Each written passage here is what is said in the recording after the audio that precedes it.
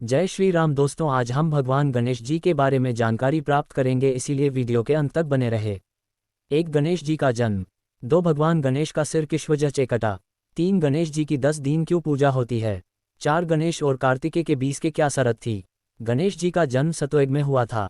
उत्तरकाशी जिले के डोडीताल को गणेश जी का जन्म स्थान माना जाता है। यहाँ पर माता अन्नपूर्णा का प्राचीन मंदिर है, जहाँ गणेश जी अपनी माता के साथ विराजमान हैं। कहा जाता है कि एक बार भगवान शिव ने क्रोधवश गणेश जी का सिर उस समय धड़ से अलग कर दिया था, जब उन्होंने मां पार्वती को मिलने से रोका था। बाद में माता पार्वती जी के कहने पर भगवान गणेश को हाथी का सिर लगाया गया था, लेकिन जो मस्तक शरीर से अलग किया गया वह शिव ने इस गुफा में रखा था। 10 दिनों तक गणेश उत्सव मनाने का ये कारण है कि वेद व्यास जी ने भगवान गणेश से महाभारत ग्रंथ लिखने की प्रार्थना की थी, जिसके लिए उन्होंने 10 दिनों तक बिना रुके महाभारत लिखी थी। जब वेदव्यास जी ने देखा तो गणेश जी का तापमान बहुत बड़ा हुआ था, जिसके कारण 10वें दिन उन्हें नदी में स्नान करवाया। शिव पार्वती से जुड़े कई प्रसंग बड़े ही प्रचलित हैं। इन प्रसंगों को अक्सर भक्तों के बीच में साझा किया जाता रहता है।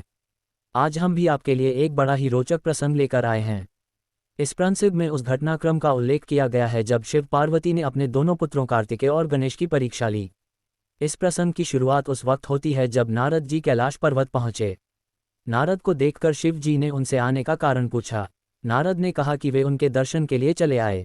साथ ही यह भी बताया कि समस्त देवगण उनके पुत्रों के विवाह के आमंत्रण का इंतजार कर रहे हैं। माता पार्वती ने भी गणेश की बातों में हामी भर दी। प्रसंग के मुताबिक शंकर जी ने पार्वती से पूछा कि अपने किस पुत्र का विवाह सर्वप्रथम करना उचित होगा। इस पर पार्वती ने कहा कि इसके लिए दोनों को अपनी योग्यता और श्रेष्ठता साबित करनी होगी। शंकर जी को पार्वती का ये विचार पसंद आया। कार्तिकेय और गणेश से कहा गया कि वे दोनों पृथ्वी की परिक्रमा करें और परिक्रमा करके सर्वप्रथम आने वाले को श्रेष्ठ माना जाएगा। कार्तिकेय और गणेश इसके लिए सहमत हो गए। कार्तिकेय अपने वाहन मोर पर सवार होकर पृथ्वी की परिक्रमा के लिए निकल पड़े, लेकिन गणेश जी नहीं गए, बल्कि वह अपने माता पिता यानी कि शंकर पार्वती का ही चक्कर लगाने लगे।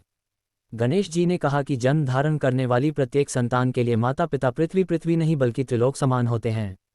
शंकर जी ने भी कहा कि वेद पुराण के हिसाब से गणेश की बात सही है। इस प्रकार से गणेश जी इस परीक्षा में अव्वल आए।